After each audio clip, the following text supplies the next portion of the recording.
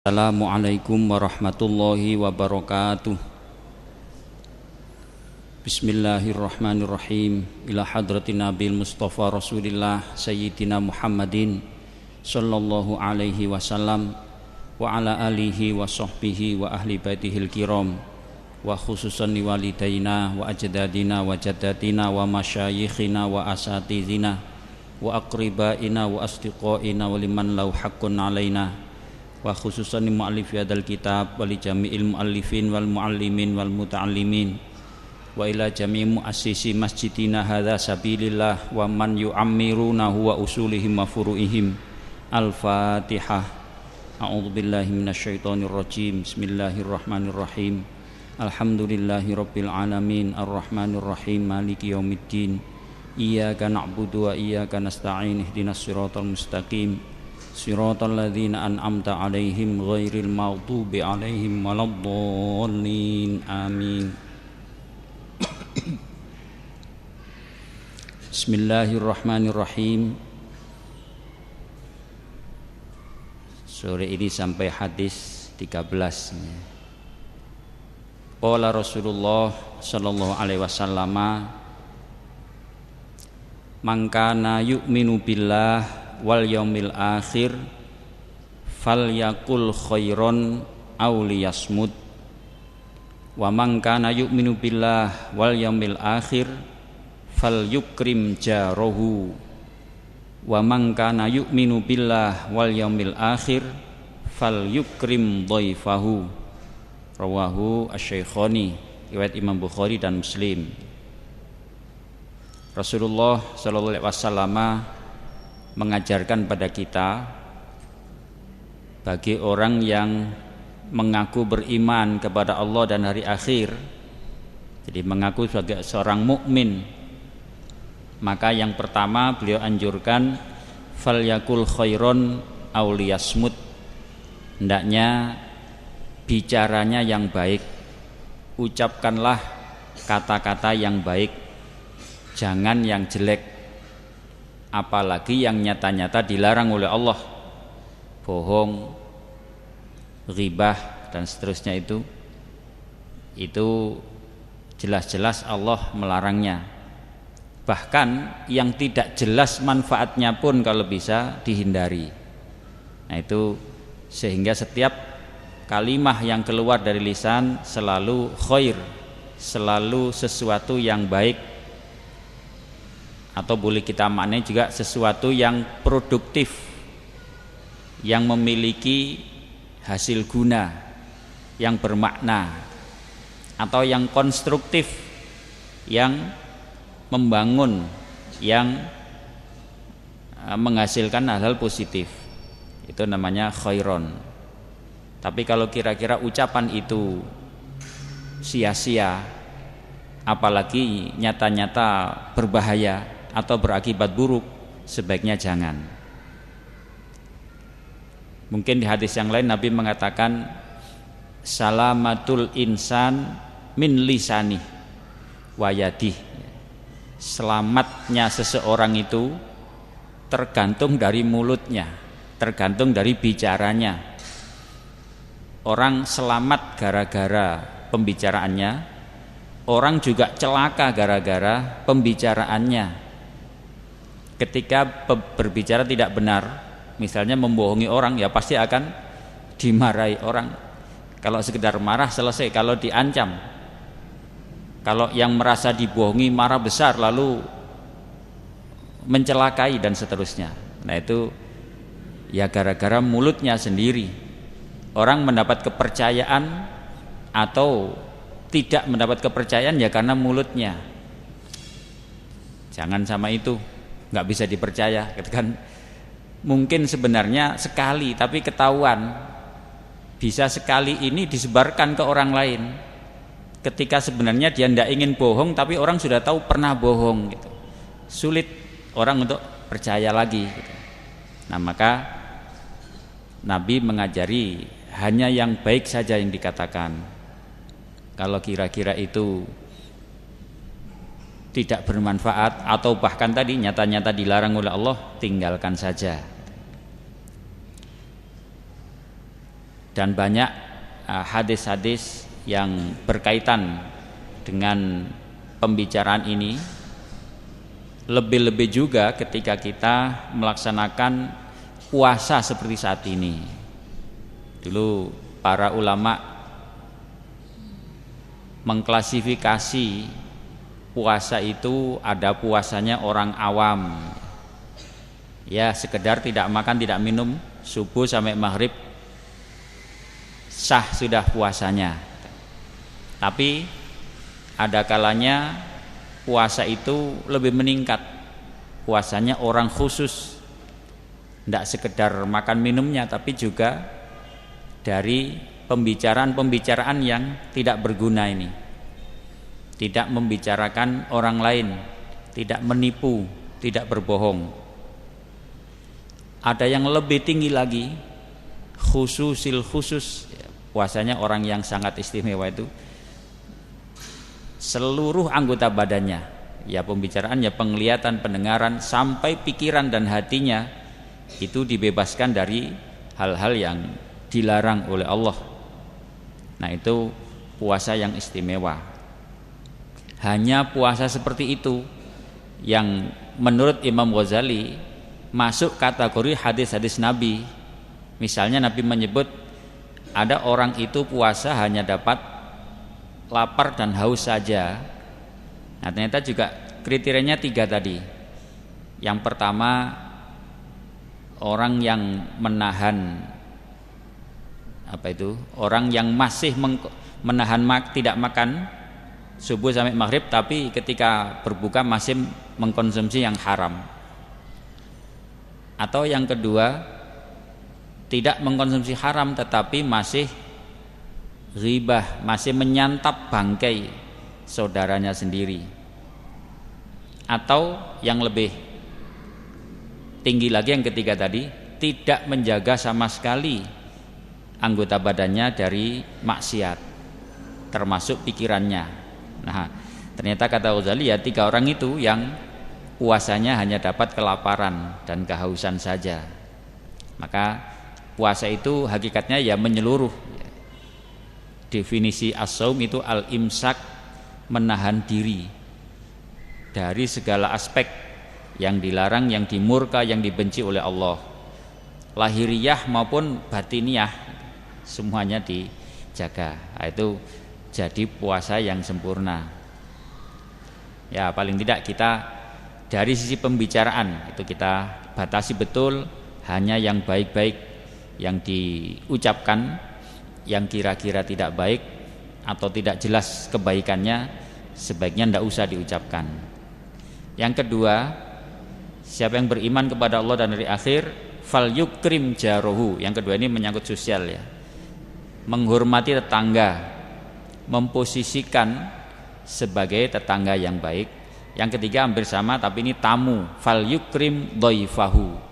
Ini relasi sosial juga, punya sikap respek kepada sesama.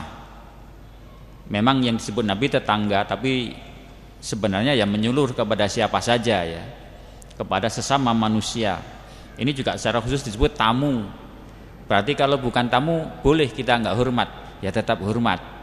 Tetapi tetangga, tamu ini orang-orang dekat, orang-orang yang punya relasi langsung dengan kita. Maka hendaknya ada ikram, ada respek, ada rasa hormat pada mereka. Jangan dicurangi, jangan dizalimi, jangan segala macam lah, dirugikan dan seterusnya. Nah, Nabi menghubungkan 2 dimensi hidup manusia dalam hadis ini. Baik yang pertama tadi, yang kedua maupun ketiga itu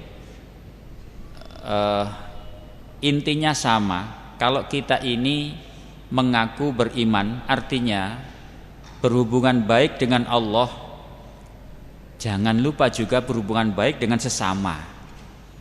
Meski sekedar dalam pembicaraan tadi. Bicara itu kan sekedar komunikasi ya, bahasa kita sekarang yang lebih umum, komunikasi kita dengan sesama itu juga hendaknya yang baik.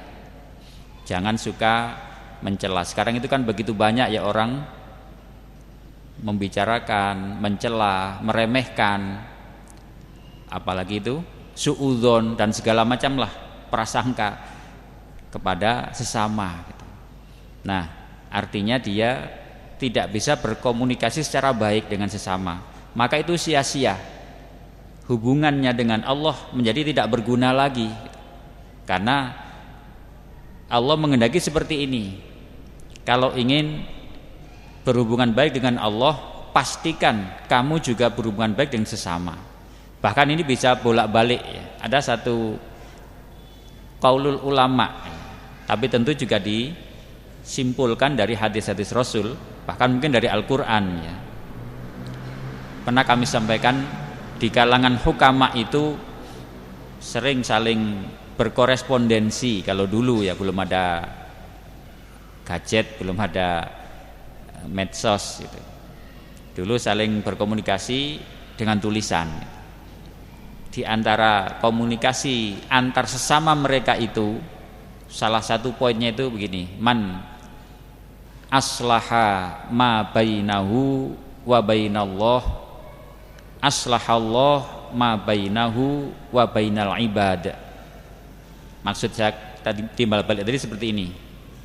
Ini jadi indikator hubungan kita dengan sesama manusia itu, indikator hubungan kita dengan Allah. Kita tidak bisa mengaku-ngaku sudah jadi orang baik, orang mukmin, orang beribadah dengan baik, kalau ternyata di antara sesama makhluk ini kita dianggap tidak baik. Karena tadi man aslaha ma baina bainallah, kalau orang itu hubungannya dengan Allah itu baik, Allah pasti akan membaikkan hubungannya dengan sesama. Aslahallah ma bainahu wa bainal ibad. Allah yang membuat dia menjadi baik kepada sesama. Allah yang membuat manusia lain baik kepada dia. Nah, jadi sebenarnya kalau hubungan kita dengan Allah kan tidak ada yang tahu ya. Sulit, kita sendiri pun kadang-kadang tidak bisa mengidentifikasi. Nah, maka yang real, ukuran yang bisa kita nilai itu ya bagaimana sih kita ini di tengah-tengah orang lain. Dengan sesama manusia itu bagaimana saya ini?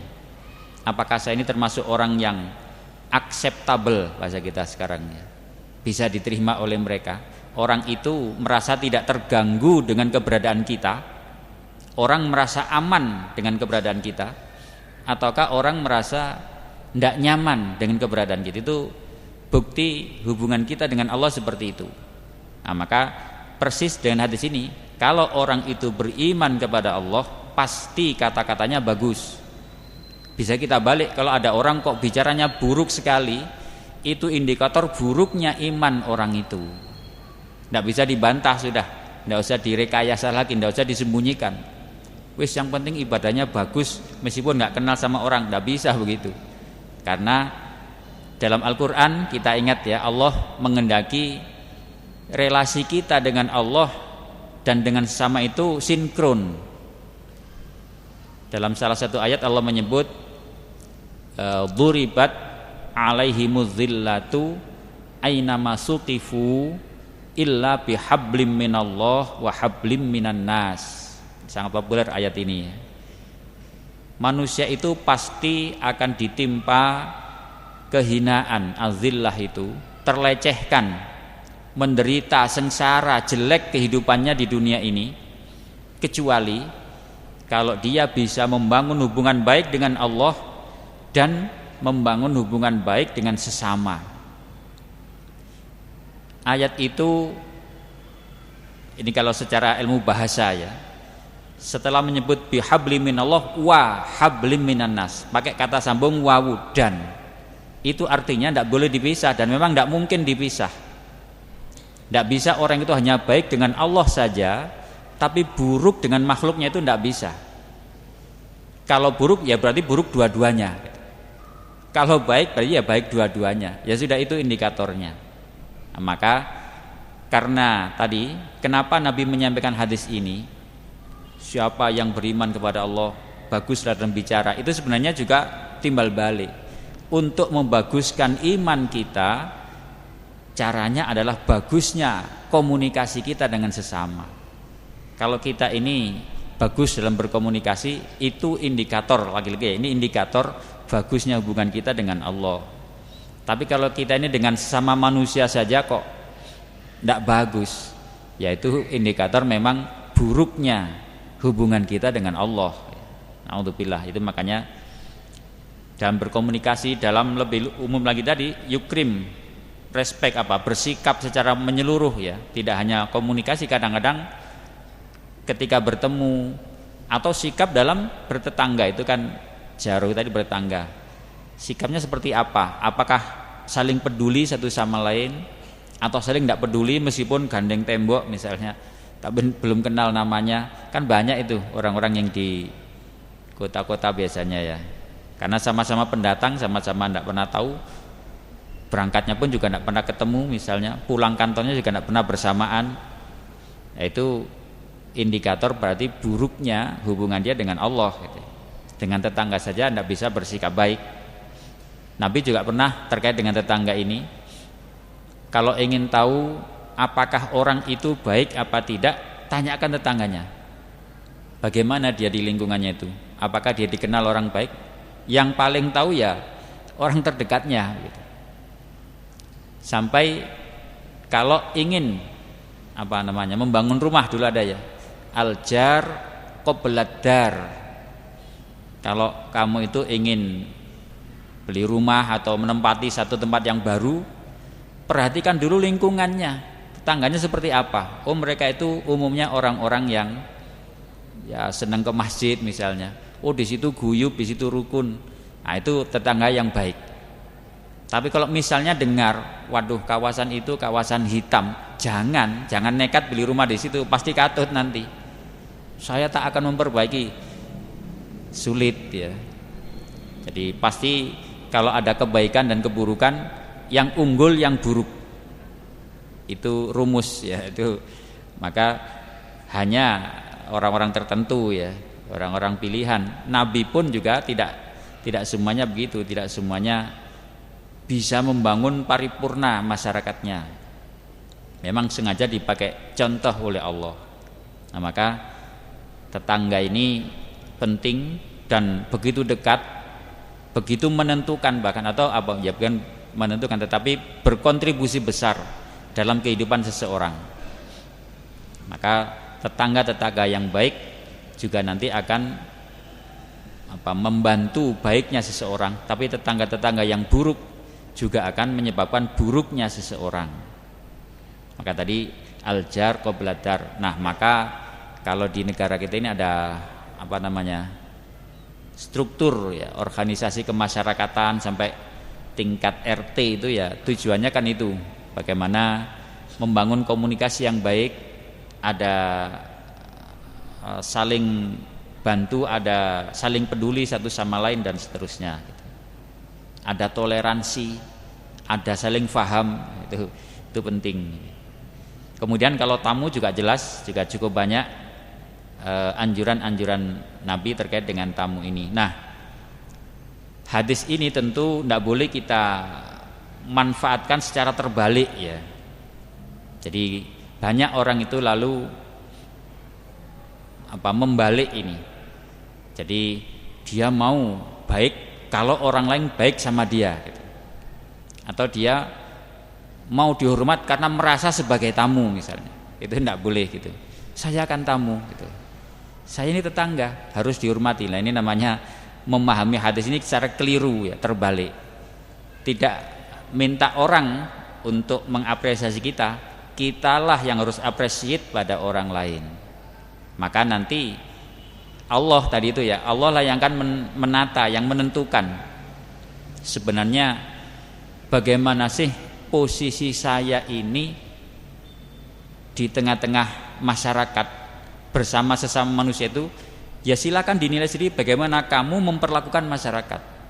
Kalau dulu di kitab Tambih itu ada kama tudinu tudanu, sebagaimana kamu berbuat seperti itulah kamu diperlakukan. Itu ada di bab tentang dosa, kalau itu ada itu menarik. Jadi sebenarnya kita itu tidak bisa menyuruh orang menghormati kita, tetapi kitalah yang menghormat pada orang, niscaya kita terhormat. Ada satu hadis Nabi itu sampai bersumpah ya.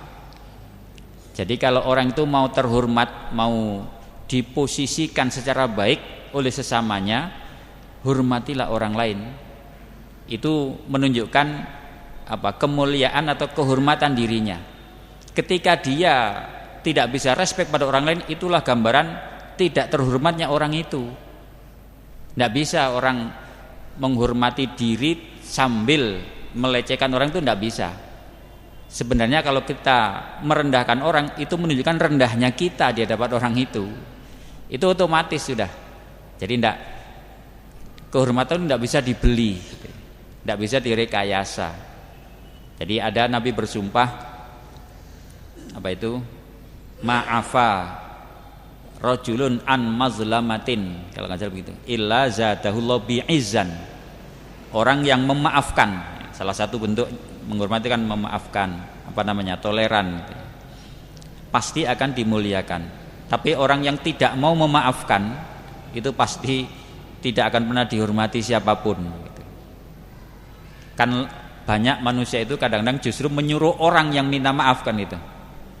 Sudah minta maaf, kadang-kadang tidak dimaafkan juga. Nah, itu namanya orang rendah. Jadi hanya orang-orang rendah yang tidak bisa menghormati orang lain. Orang terhormat itu orang yang tawadhu. Nah, ternyata Rasulullah Sallallahu Alaihi Wasallam menjadi figur ya, uswah kita bagaimana menjadi manusia paling terhormat di dunia, bahkan sampai akhirat. Rasulullah itu ternyata beliau adalah manusia yang paling tawadhu di dunia. Dalam posisi sebagai nabi, bahkan nabi terbaik seperti itu, Rasul itu ya bersikap seperti biasa. Jadi tidak merasa kedudukannya lalu menjadi lebih dari yang lain, menjadi gila hormat, tidak begitu. Tetap ada banyak pengakuan para sahabat itu ya. Sahabat-sahabat terdekat beliau utamanya itu melihat sosok kehidupan keseharian Nabi itu ya seperti itu. Nabi itu kalau di rumah ya melakukan pekerjaan rumah gitu. Ada seorang budak perempuan yang pernah menghina Nabi. Budak perempuan yang waktu itu masih musyrik, masih kafir, belum beriman. Muhammad yang diagung-agungkan oleh pengikutnya sebagai nabi itu ternyata dia makannya seperti budak, dia makan di lantai, di tanah gitu. Nah, bukan lantai ya, masih tanah rumahnya itu. Waktu itu Nabi sedang makannya di tanah, tidak seperti kita di kursi ya. Nabi itu di tanah. Tetapi dikata-katai seperti itu oleh orang yang memang jelek ya. Kebetulan dia ini seorang budak perempuan. Nabi tenang saja. Beliau jawab, memang saya ini seorang budak, seorang hamba Allah saya ini. Nah, mendengar jawaban dengan sikap yang seperti itu, maka kaget si budak perempuan. Loh, kok tidak marah ya? Saya hina seperti itu, kok dia malah merasa seperti itu. Wah, kalau gitu memang bukan orang biasa. Malah ditawari oleh Nabi, silahkan kalau kamu berkenan, mari makan sama saya, katanya. Sama begitu kan, loh. Orang menghina malah ditawari makan. Itu akhlaknya Nabi. Lah si perempuan budak ini gitu. Baik, saya mau. Tapi saya mau kamu yang menyuapi saya gitu. Jadi minta disuapi oleh Nabi. Jadi mungkin maunya menghina Nabi gitu ya, supaya lebih terhina lagi gitu. Ternyata Nabi tidak terhina sama sekali. Silakan duduk, disuapi oleh Nabi, diambilkan itu. Nah, begitu disuapi, maka si budak ini lalu bersyahadah. Mungkin ya ada keistimewaan ya, tangan Rasulullah ini bukan tangan orang sembarang, ini pasti luar biasa gitu ya. Seketika maka ada getaran hidayah dalam hatinya, asyhadu annaka Rasulullah ya. Jadi itu bagaimana sikap tawadhu. Bahkan orang yang bodoh, yang rendah, yang jelek, budak sekalipun itu mendapat nur ilahiyah melalui sikap tawaduknya seorang Rasul. Dan Nabi tidak gengsi.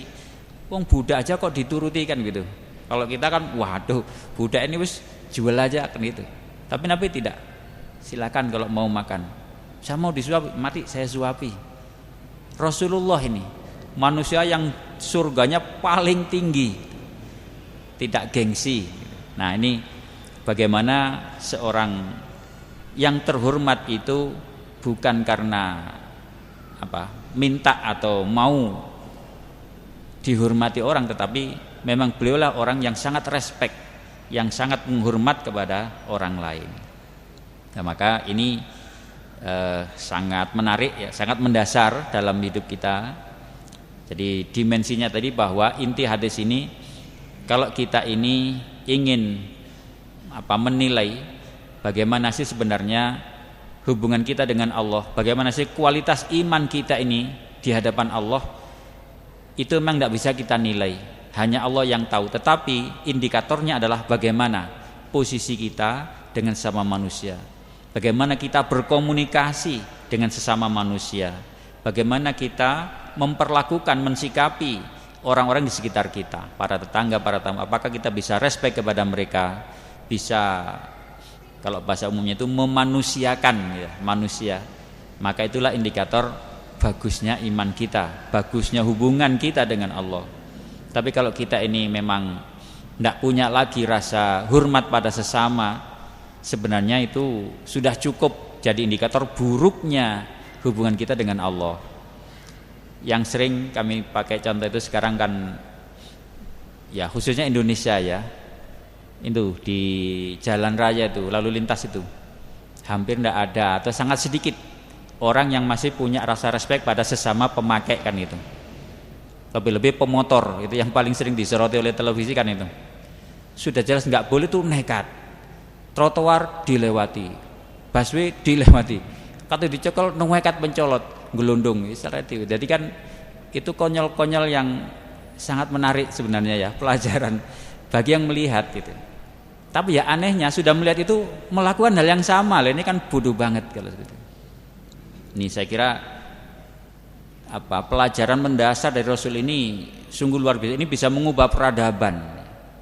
Ketika setiap individu menghayati betul statement Rasul ini, mestinya kita tuh sangat beradab. Tapi kenapa menjadi sedemikian liar ya perilaku, khususnya yang kita tahu ya hidup kita lah, hidup sekitar kita aja. Mungkin kita sering kagum melihat negara lain kok bisa begitu tertib gitu ya. Orang begitu respect kepada sesama. Itu sebenarnya itu inti ajaran Islam, inti ajaran dan contoh baginda Rasul.